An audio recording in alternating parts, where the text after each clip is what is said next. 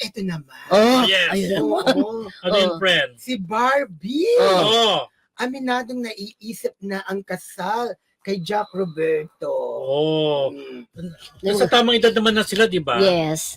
Hindi, parang medyo bata pa si Barbie. Parang mga nasa 24 ba? If I'm not mistaken. Google ko Oo. Kung siya. bata pa si Barbie. Medyo bata pa si Maski Barbie. naman si Jack, alam ko hindi naman ganun katanda pa rin si Jack. Oo. Ganon? Ganon? Oo. Pero alam mo, ako, maganda ang career ni Barbie. Oo. Dahil? Rater yan. Rater. Oo naman, in in fairness fairness naman. saka. Oo, In fairness rater sa kanya. talaga. Oo. Lahat ng mga shows niya nagre-rate. In Mm-mm. fairness. Oo, lahat. So Kaya, maganda ang kanyang career.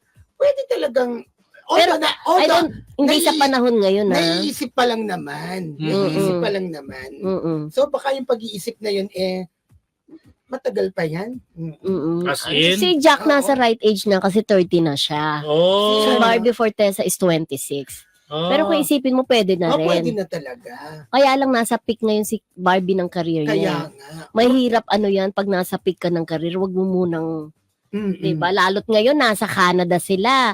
Kasama ng mga love teams ng Kapuso Network. Mm. Diba? Sina, yung Barda, si Julian San Jose at saka si Raver pumunta na rin. Ruro Mm. Madrid. Oo, susunod pa lang ngayong susunod pa araw lang. na ito Sa para Canada? sa Canada Mm. para sa kanilang parang caravan doon. Correct. 'Di ba? After niyan, pagbalik naman ni Barbie dito at saka ni David Licao, diretso sila kaagad sa taping ng Pulang Lupa. Ay, araw pala. Oo. Walang araw. Pulang Lupa, sabi ko.